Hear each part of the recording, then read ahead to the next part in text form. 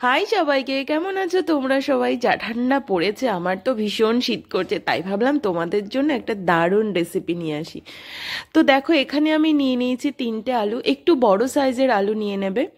তারপরে এবার আলুগুলোকে আমি পাতলা পাতলা করে একদম পিস পিস করে কেটে নিয়েছি। এরপরে এর সাথে আমি অ্যাড করছি সামান্য নুন, আর দিয়ে দিচ্ছি আমি 1 কাপ জল। এবার এটাকে আমি 10 থেকে 15 মিনিট একটু রেস্টে রেখে দেবো, নুনটা আলুর সাথে অ্যাবজর্ব করার জন্য।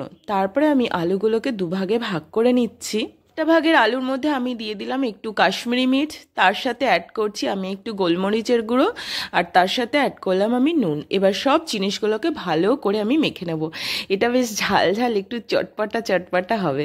তো এটা আমি সাইডে রেখে দিলাম, আর এখানে দেখো আমি কিছু প্লেন আলুও রেখে দিয়েছি। আমি এখানে নিয়ে নিয়েছি কিছু কর্নফ্লাওয়ার, একদম ইজি প্রসেস। এবার আলুগুলোকে আমি কর্নফ্লাওয়ারে উল্টে পাল্টে কোট করে নেব।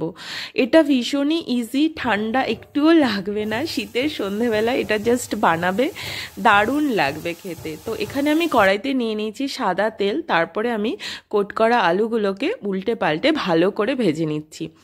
এটা মিডিয়াম টু লো হিটে ভাজতে হবে, আর একটু বেশি করে ভাজতে হবে যাতে এটা ক্রিপসি হয়। তো এইভাবে আমি সমস্ত আলুগুলোকে ভেজে নিয়েছি। দেখো এটা কি দারুণ, একটু লালচে লালচে যখন হবে তখন আমরা নামিয়ে নেব। ব্যাস, আমাদের রেডি হয়ে গেছে ক্রিপসি রোস্টেড পটাটো। তো এগুলোকে আমি একটু গোল গোল করে সার্ভ করে দিচ্ছি। মাঝখানে একটা স্মাইলি দিয়ে দিয়েছি, যাকে তুমি সার্ভ করবে তার মুখটা দেখবে এমনিতেই স্মাইলে ভরে যাবে। তো কেমন লাগলো রেসিপিটা অবশ্যই কমেন্ট করে জানিও। এটা রান্না করতে কিন্তু একটুও ঠান্ডা লাগবে না, অবশ্যই তাড়াতাড়ি রান্না করে নাও, আর এটা সন্ধ্যাবেলা গরম গরম সবাইকে সার্ভ করো। তো এটা হচ্ছে আমাদের বাড়ির সব থেকে ছোট সদস্য হয়েছে। হ্যাঁ, ওকে আমরা সার্ভ করলাম, দেখি ওর কেমন লাগলো। দারুণ হয়েছে দিদি। Thank you. সব